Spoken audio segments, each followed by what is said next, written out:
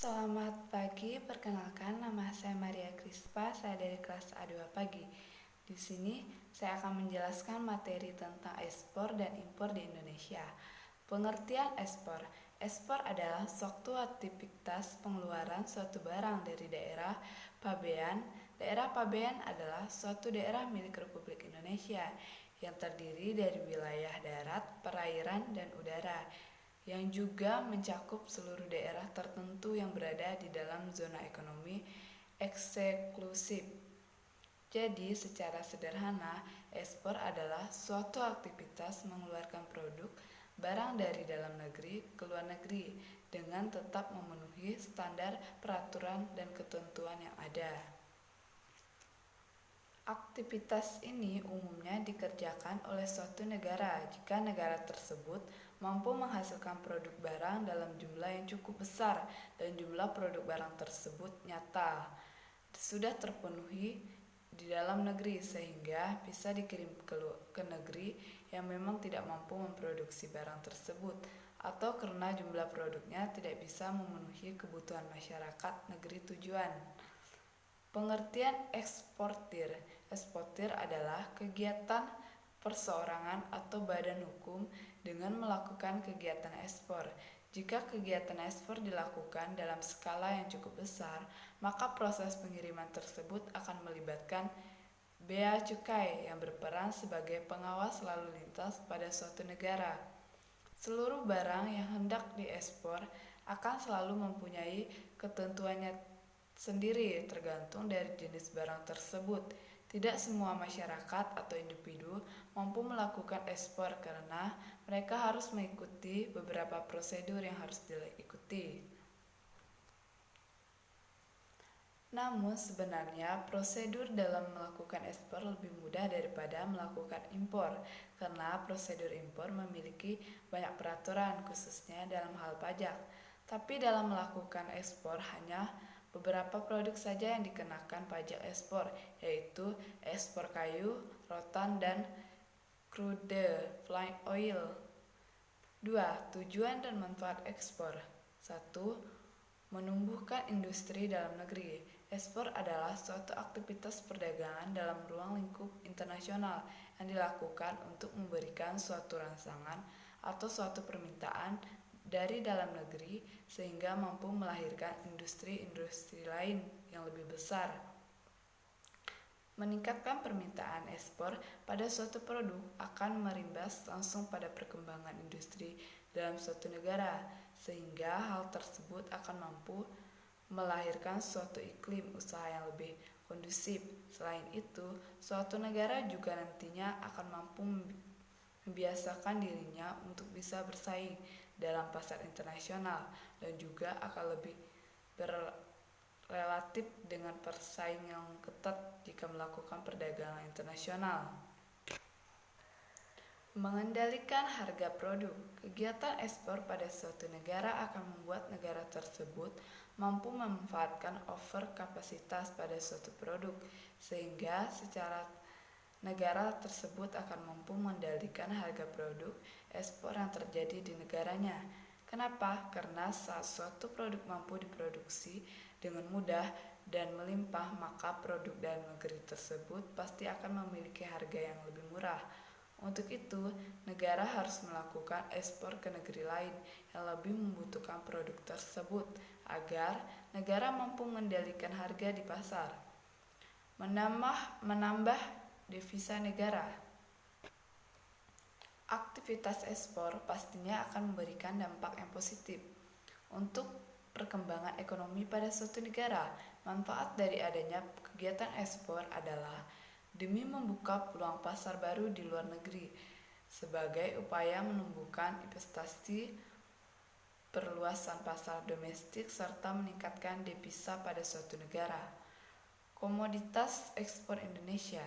Setidaknya ada 5 komoditas ekspor paling besar yang dimiliki Indonesia. Kelima komoditas paling besar tersebut adalah komoditas karet. Perlu Anda ketahui bahwa Indonesia adalah negara penghasil karet paling besar kedua di dunia. Untuk itu, jangan heran bisa karet dijadikan sebagai suatu komoditas utama di Indonesia. Produk karet Indonesia banyak dikirim ke beberapa negara maju seperti Jepang, Cina, dan Amerika. Kedua, produk tekstil. Banyaknya jumlah industri tekstil di Indonesia berhasil meningkatkan devisa dalam negara. Ketiga, kelapa sawit. Kelapa sawit adalah produk yang bisa dijadikan sebagai bahan baku pembuatan sabun, minyak goreng, mentega, dan beberapa produk kecantikan. Sebagian besarnya akan diekspor berupa minyak inti sawit, palm kernel oil dan minyak sawit. Biasanya Indonesia akan mengirim kelapa sawit dalam jumlah besar ke negara India, Pakistan, hingga Cina. 4. Produk hasil hutan. Indonesia adalah salah satu negara tropis yang mempunyai banyak sekali hutan, sehingga industri kayu di Indonesia memiliki prospek perkembangan yang bagus. Beberapa hasil hutan yang dikirim ke luar negeri adalah val, kertas, dan kayu hutan yang dikirim ke luar negeri. Kelima, kakao. Perlu Anda ketahui bahwa Indonesia adalah negara penghasil biji kakao ketiga paling banyak di dunia. Nantinya biji kakao ini akan diolah menjadi coklat atau makanan lain. Produk biji kakao yang akan dikirim ke luar negeri ini adalah produk yang sudah memenuhi standar nasional Indonesia. B. Pengertian impor. Impor adalah suatu aktivitas memasarkan produk barang dari daerah pabean atau pembeli suatu produk barang atau jasa dari negara lain untuk bisa memenuhi kebutuhan dasar dalam negeri. Sebagai contoh, Indonesia tidak mempunyai produk gandum, sehingga agar bisa memenuhi kebutuhan gandum dalam negeri, maka Indonesia harus menandatangani produk gandum dari negara lain yang mampu menghasilkan gandum. Aktivitas pengiriman barang impor yang dilakukan dengan skala besar ini membutuhkan proses pendampingan oleh bea cukai. Umumnya, pihak pemerintah akan menetapkan tarif pajak atas setiap produk impor ke masing-masing importirnya. Hal tersebut menyebabkan produk barang impor mempunyai biaya yang lebih mahal karena di dalam telah dibebankan biaya pajak yang harus dibayar oleh konsumen.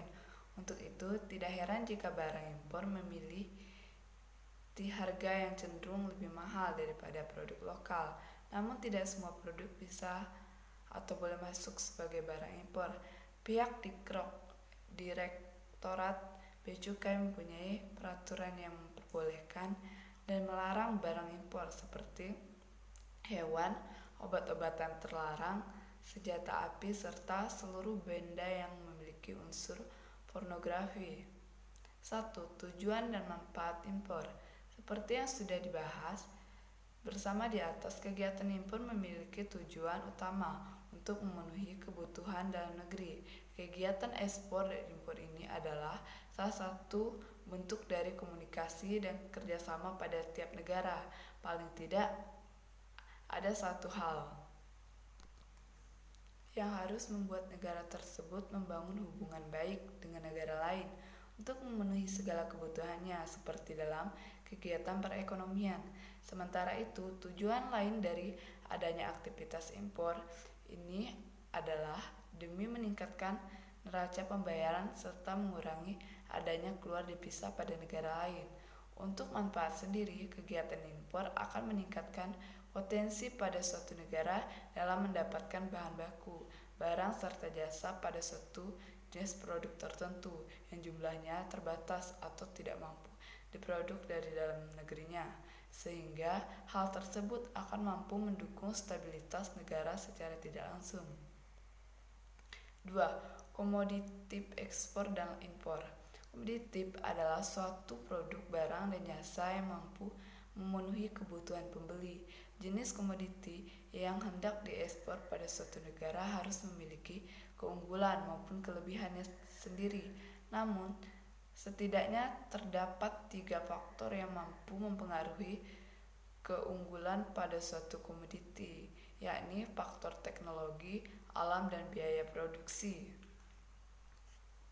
1. Faktor alam. Kondisi geografi pada suatu negeri adalah salah satu faktor yang mampu mempengaruhi keunggulan pada suatu komoditas, seperti Indonesia yang memiliki iklim tropis sehingga banyak pohon karet yang mampu tumbuh subur. 2. Faktor biaya produksi. Selain faktor alam, biaya produksi juga turut mempengaruhi keunggulan atas suatu komoditi. Pengaruh suatu harga barang bisa dipengaruhi oleh pengeluaran biaya produksi yang rendah. Semakin murah suatu harga bisa ditentukan dari semakin rendahnya suatu biaya produksi. 3. Faktor teknologi. Pemanfaat teknologi dalam proses pembuatan suatu komoditi akan berpengaruh besar pada kualitas produk. Jadi, keunggulan suatu produk komoditi juga bisa ditentukan dari semakin majunya teknologi digunakan. Mungkin sekian penjelasan saya. Terima kasih.